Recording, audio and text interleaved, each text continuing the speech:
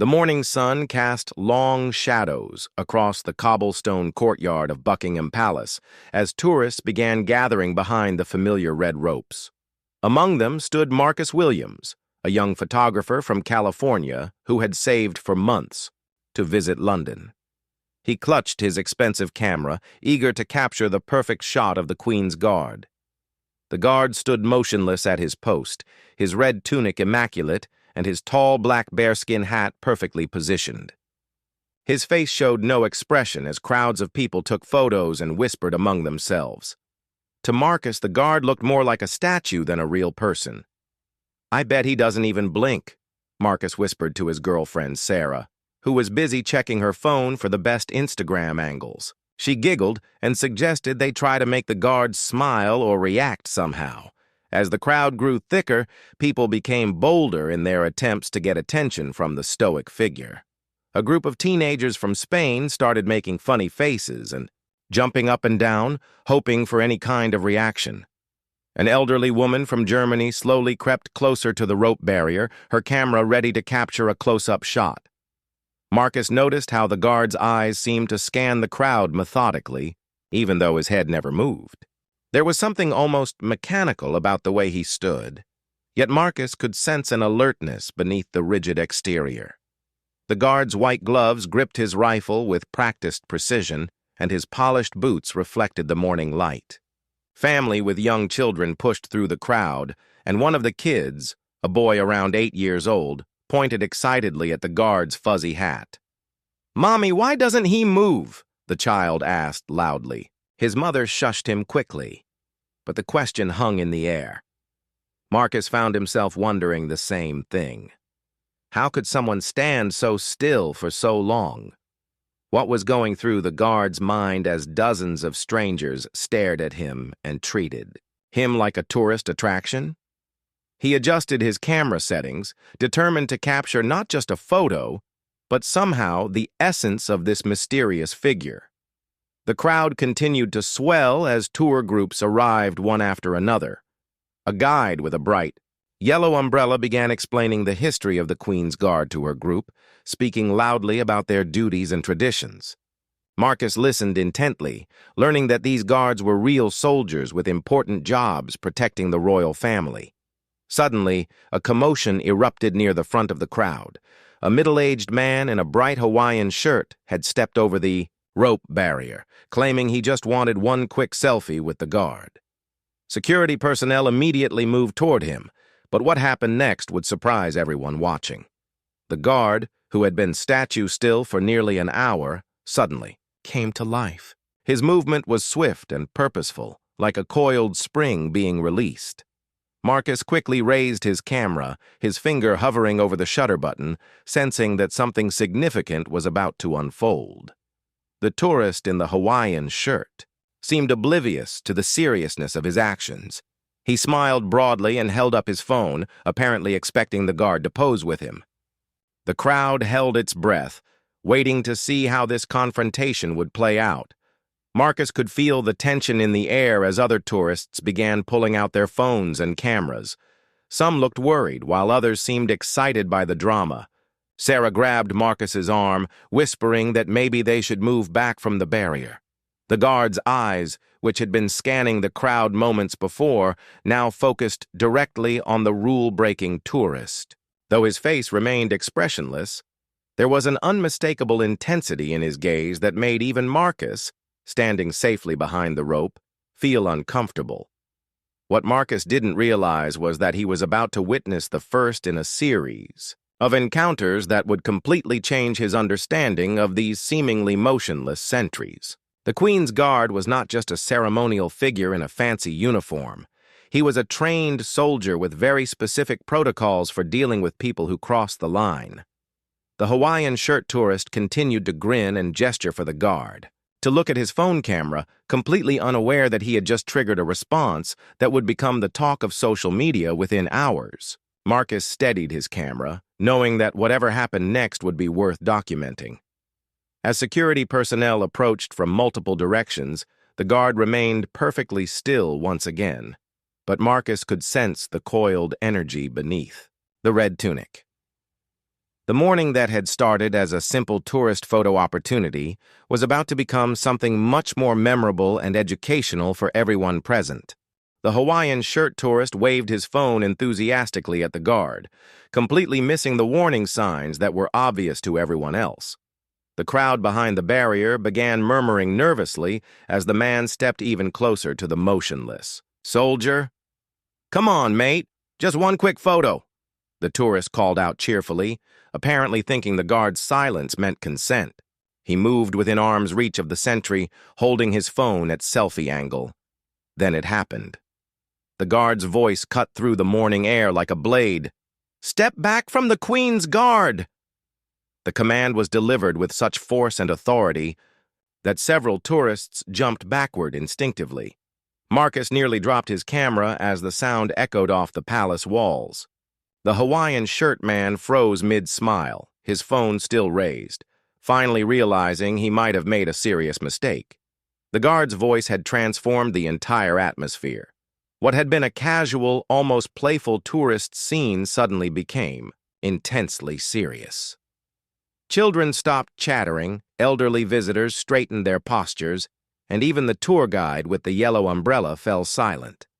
Marcus watched in fascination as the guard maintained his rigid posture while delivering the warning. The man's training was evident. He could project tremendous authority without breaking his ceremonial stance. His rifle remained perfectly positioned, his head stayed straight ahead, but his voice had carried the weight of military discipline. The tourist in the Hawaiian shirt stumbled backward, mumbling apologies and explanations about just wanting a harmless photo. His face had gone pale, and his hands shook slightly as he lowered his phone. The reality of disrespecting a working soldier was finally sinking in. Security guards reached the scene just as the tourist crossed back over the rope barrier. They spoke quietly but firmly to him, explaining the rules and the serious nature of interfering with the Queen's Guard. Marcus could see the man nodding repeatedly, his earlier confidence completely deflated. Sarah squeezed Marcus's arm and whispered, "I had no idea they could do that. I thought they just stood there no matter what happened." Other tourists were having similar realizations, looking at the guard with newfound respect rather than treating him like a colorful statue. An elderly British woman near Marcus nodded approvingly. "These young people today think everything is for their entertainment," she muttered to her companion. "That guard is doing his duty, protecting our queen. He's not some theme park attraction." The incident had lasted only moments, but its effect rippled through the crowd. Tourists who had been pushing against the barrier suddenly stepped back, giving the guard more space. Parents pulled their children closer and began explaining in hushed tones about respect and rules. Marcus continued photographing, but now his focus had shifted. Instead of trying to capture a quaint tourist moment, he was documenting something more profound, the intersection of military tradition and modern tourism, of duty and disrespect. The guard had returned to his statue-like state, but the crowd's perception of him had permanently changed. People spoke in lower voices and maintained a respectful distance. Some tourists even left, apparently having lost interest once they realized they couldn't treat the guard as entertainment. A group of school children on a field trip arrived just as the commotion was settling down. Their teacher, having heard about the incident from other tourists, used it as a teaching moment. She explained to her students about the difference between ceremonial duties and tourist attractions, helping them understand why the guard had reacted so strongly. Marcus overheard the teacher telling her students that the Queen's Guards are active-duty soldiers from elite regiments who have served in combat zones around the world.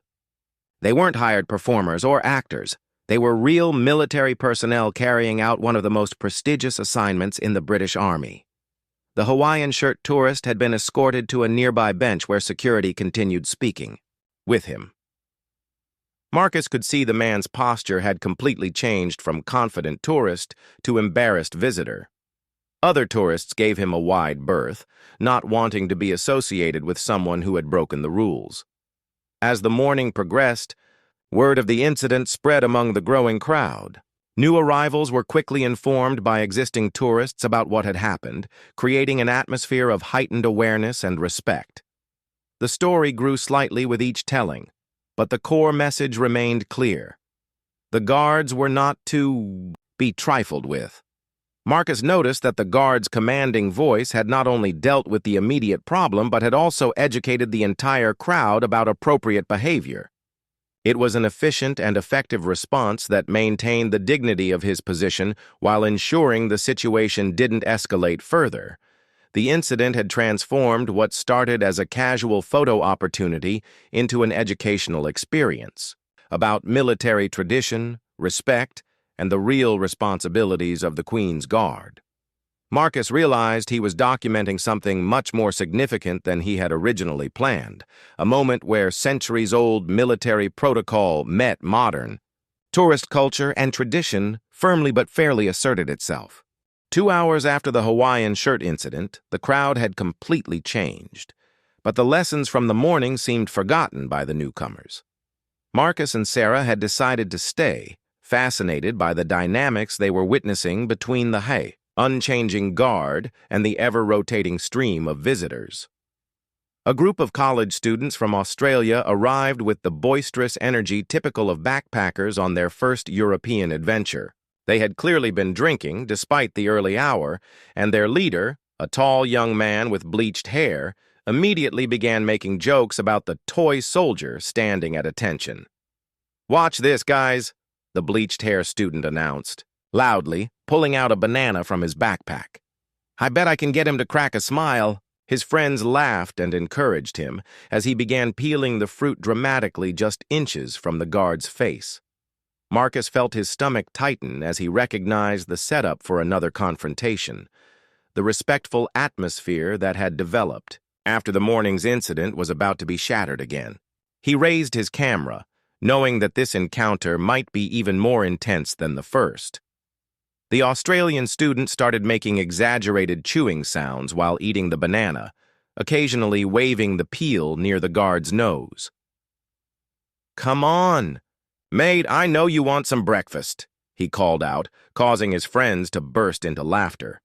Unlike the Hawaiian shirt tourist who had been merely ignorant of the rules, this young man seemed to be deliberately trying to provoke a reaction. He danced around just outside the rope barrier, making faces and crude gestures while his friends recorded everything on their phones.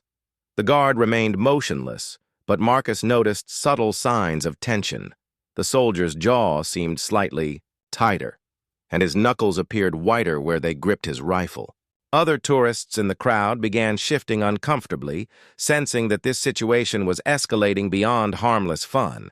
An older German tourist stepped forward and politely asked the students to show some respect, but they laughed off his request. "It's just a bit of fun, Grandpa," the ringleader replied dismissively. "This guy gets paid to stand here and take it." That comment seemed to be the final straw. The guard's response was swift and overwhelming. "Move away from the Queen's Guard!" he bellowed, his voice even more commanding than it had been during the morning incident. But this time, he didn't stop there. "Show some respect!" the Australian. Students jumped backward, their laughter dying instantly. The force of the guard's voice seemed to physically push them away from the barrier. Several dropped their phones in their surprise, and the banana peel fell to the ground, forgotten. But the guard wasn't finished. In a movement so quick that many tourists missed it, he took 2 precise steps forward, bringing himself closer to the barrier while maintaining perfect military posture. The action was small but incredibly intimidating, demonstrating that he could and would respond physically if necessary. The bleached-hair student's face went white. What had seemed like harmless fun moments before now felt very serious and potentially dangerous. His friends, who had been encouraging him just seconds earlier, now stepped back and avoided eye contact. We were just having a laugh," the student stammered, his earlier bravado completely gone. The guard's steely gaze remained fixed on him, and the silence stretched uncomfortably. Marcus captured the moment when the student's expression changed from cocky amusement to genuine fear. The guard's professional training was evident in how he had escalated his response appropriately. More forceful than the morning's verbal warning, but still controlled and measured. Security personnel appeared within moments, having been alerted by the guard's shouts. They approached the group of Australian students with serious expressions, clearly intending to have a much longer conversation than they'd had with the Hawaiian shirt tourist. The crowd that had gathered to watch the spectacle now murmured with a mixture of satisfaction and concern. Many seemed pleased that the disrespectful behavior had been firmly addressed, while others worried about how far the confrontation might have gone. A British family with teenagers used the incident as a teaching moment, with the father explaining to his children how the guard's reaction was completely appropriate given the level of disrespect being shown. "These soldiers have earned the right to be treated with dignity," he said firmly. The Australian students were led away from the area by security, their earlier enthusiasm completely deflated. The ringleader kept looking back over his shoulder at the guard, who had returned to his original position but remained notably more alert than before. Marcus realized he had witnessed something significant about human behavior and consequence. The guard's measured escalation had perfectly matched the level of disrespect he faced. The verbal warning for ignorance, the stronger command for deliberate provocation, and the subtle physical demonstration of readiness for anything worse. The incident left the remaining crowd much more subdued and respectful than before.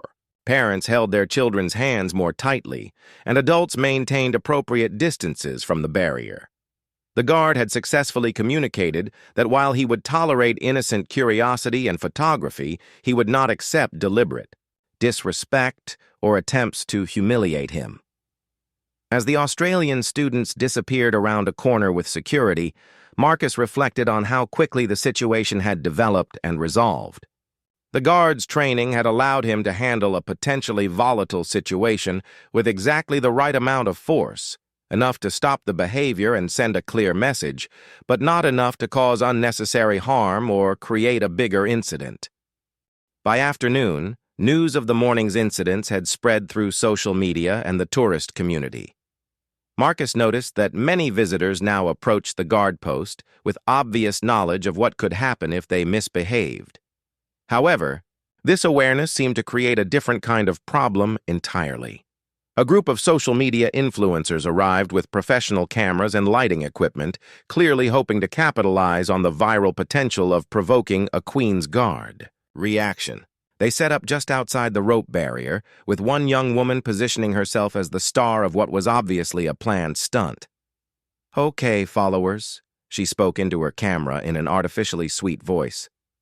"Today we're going to see if we can get one of these famous London guards to break character. I've heard they're not allowed to move no matter what happens, so let's test that theory." Marcus felt disgusted watching the influencer treat the guard like content for her social media account. Unlike the earlier tourists who had acted out of ignorance or youthful stupidity, these people were deliberately planning to exploit the soldier for internet fame. The influencer began her performance by pretending to trip and fall near the guard, clearly expecting him to break protocol to help her. When he remained motionless, she escalated to fake crying and claiming she was injured. Her camera crew captured every angle while she became increasingly dramatic. Other tourists began gathering, but the atmosphere was different from the earlier crowds. Many people looked uncomfortable with the obviously fake performance, while others pulled out their phones to record what they hoped would be another viral confrontation. The guard maintained his position perfectly, showing no reaction to the influencer's theatrical display. His training had obviously prepared him for exactly this type of manipulation attempt. He understood that breaking character to help someone who was clearly faking an emergency would only encourage more people to try similar stunts. Growing frustrated by the guard's lack of response, the influencer began making increasingly outrageous claims. She pretended to have a medical emergency, then claimed she was being ignored unfairly, and finally started criticizing the guard's professionalism directly to her camera. "This is exactly what's wrong with these outdated traditions," she announced loudly. Here's a person who clearly needs help, and this robot in a costume just stands there doing nothing. What if I was really hurt? Her comments drew angry responses from several British tourists who understood the real situation. An elderly man stepped forward and firmly told her that her behavior was shameful and disrespectful. A woman with children pointed out that the guard was a real soldier doing an important job, not an actor hired to entertain tourists. The confrontation between the influencer and the defending tourists began attracting more attention than her original stunt. Marcus watched as genuine emotion replaced manufactured drama, with real people defending the guard's honor against someone trying to exploit him for profit. Security personnel had been watching the situation develop and finally approached the group. Unlike the earlier incidents where tourists had been merely educated about appropriate behavior, this intervention was more serious. The planned nature of the disruption and the use of professional equipment suggested a commercial venture that required different handling. The influencer immediately switched tactics, claiming she was a legitimate journalist doing a story about tourist experiences in London. She demanded to know why she was being approached by security when she hadn't actually touched the guard or crossed any barriers. However, her elaborate camera setup and the recorded evidence of her deliberately trying to provoke a reaction for social media content made her claims of legitimate journalism difficult to believe. Security began asking questions about permits for commercial filming on the palace grounds. Marcus realized he was witnessing a more complex situation than the earlier spontaneous incidents. This was about the commercialization of respect, the difference between genuine curiosity and manufactured content, and how social media had changed the nature of tourist interactions with traditional institutions. The guard, throughout the entire incident, had demonstrated remarkable restraint and professional judgment. He had correctly identified the influencer's behavior as fake and manipulative, refusing to give her the reaction she desperately wanted for her content. Other tourists began expressing their opinions more openly as the security situation developed. Many criticized the influencer's behavior, with several pointing out that her actions were disrespectful to military service members and British traditions. A few defended her right to create content, but they were clearly in the minority. As the influencer and her crew were asked to move their equipment away from the guard post, she continued recording, apparently hoping to frame the security response as overreach. However, the crowd's reaction suggested that most people understood the difference between innocent tourist curiosity and deliberate exploitation. The incident highlighted how the internet age had created new challenges for institutions like the Queen's Guard. Traditional protocols designed to handle individual troublemakers now had to account for people seeking viral fame and the potential for incidents to be broadcast live to thousands of followers. Marcus found himself respecting the guard's wisdom in not reacting to the fake emergency. The soldier had understood that responding to obvious manipulation would only encourage more people to try similar tactics, potentially putting both the guard and future tourists in more dangerous situations. The afternoon's events demonstrated that the Queen's Guard's protocols had evolved to handle not just traditional forms of disrespect, but also modern challenges like social media exploitation and commercial content creation on public property. As evening approached, Marcus expected the crowd to thin out, but instead found himself watching an entirely different type of confrontation unfold. A well-dressed businessman in an expensive suit had been arguing loudly on his phone near the guard post, apparently conducting some kind of high-stakes business negotiation. The man's conversation grew increasingly heated, and he began pacing back and forth directly in front of the guard, using gestures and language that would have been inappropriate in any professional setting. Other tourists moved away from him, clearly uncomfortable with his aggressive behavior and loud voice. "I don't care what they think," the businessman shouted into his phone. "Tell them if they don't accept our terms by midnight, the whole deal is off." He was now standing directly in front of the guard, treating the soldier like a piece of furniture rather than a human being. Marcus noticed that this situation was different from the earlier incidents. The businessman wasn't deliberately trying. to provoke the guard or seeking attention from other tourists. He was simply so absorbed in his own problems that he had completely forgotten about showing basic respect to the person in front of him. The guard's response was subtle but unmistakable. Without breaking his ceremonial stance, he shifted his gaze directly to the businessman's face. The look was steady, professional, but carried an unmistakable message. Your behavior is inappropriate and noticed.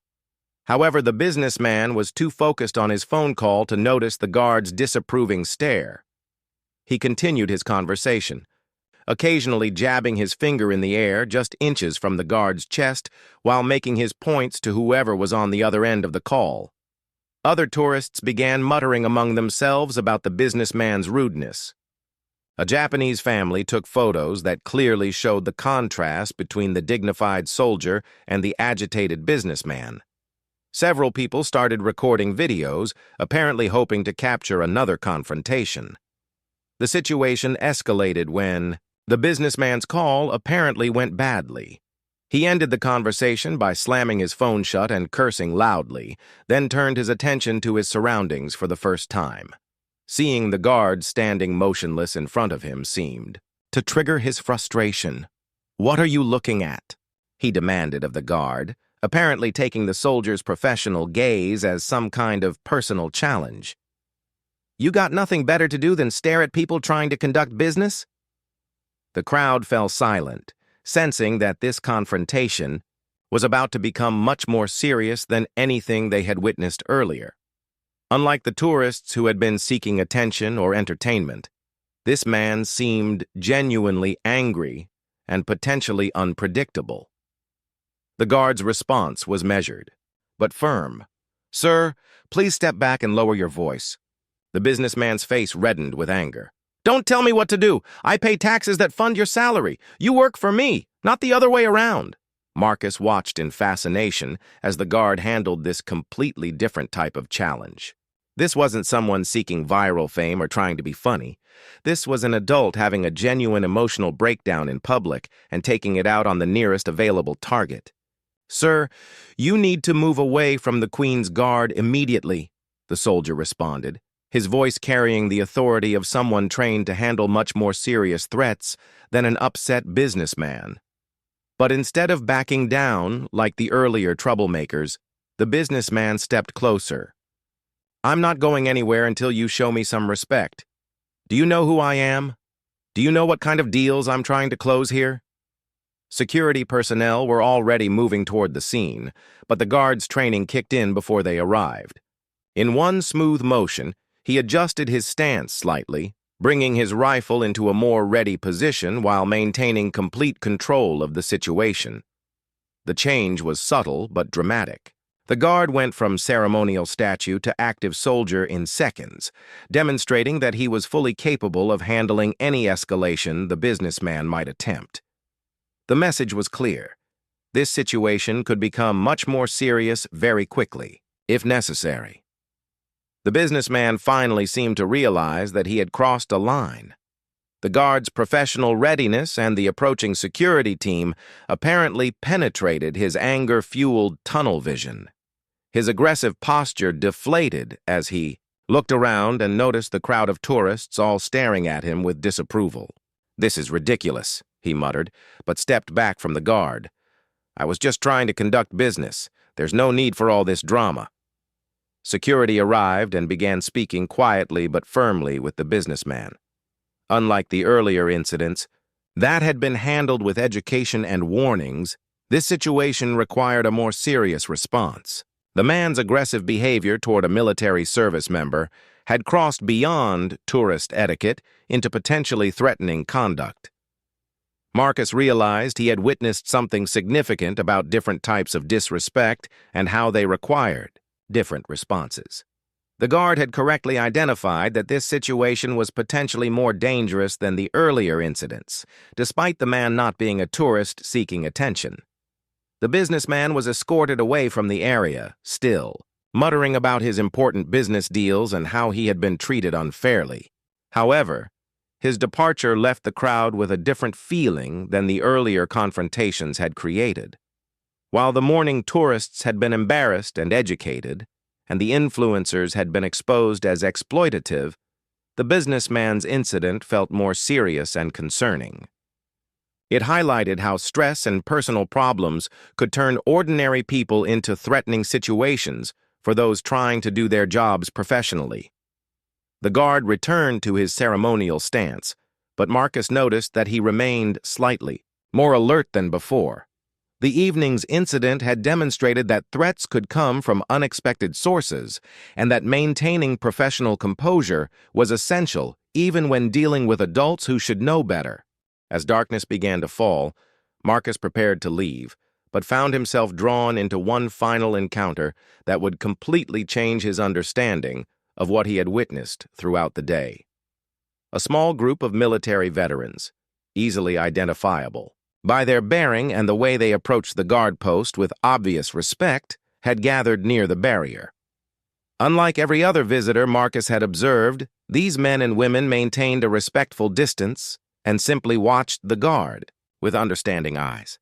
They didn't take photos or try to get attention. They just stood quietly, offering the kind of professional acknowledgement that one service member gives to another. The guard's response was subtle but unmistakable to anyone who knew what to look for.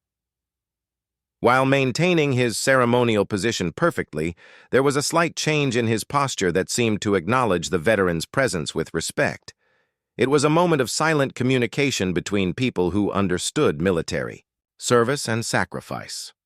An elderly veteran with medals on his jacket stepped forward and spoke quietly to his companions. "Look at his discipline," he said with obvious admiration. "Standing post for hours while people treat you like entertainment. That takes real training and dedication." Marcus overheard the conversation and realized he was witnessing something completely different from everything else that day. These veterans understood exactly what the guard was doing and why it mattered. They saw past the ceremony and pageantry to recognize a fellow soldier doing his duty under difficult circumstances. One of the younger veterans, a woman who appeared to be in her 30s, began explaining to her teenage daughter what they were seeing. "That guard isn't just wearing a costume," she said softly. "He's a real soldier, probably served in combat zones like your father and I did. This is one of the highest honors in the British military."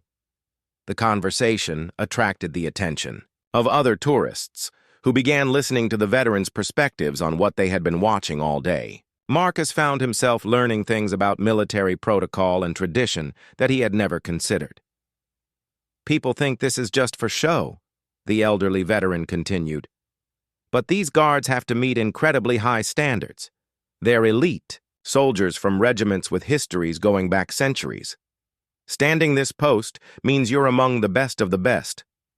As if responding to the respectful attention, the guard performed the changing of the guard ceremony as his replacement arrived. Marcus watched in amazement as the precise choreographed movements transformed what had seemed like a static display into a demonstration of military excellence.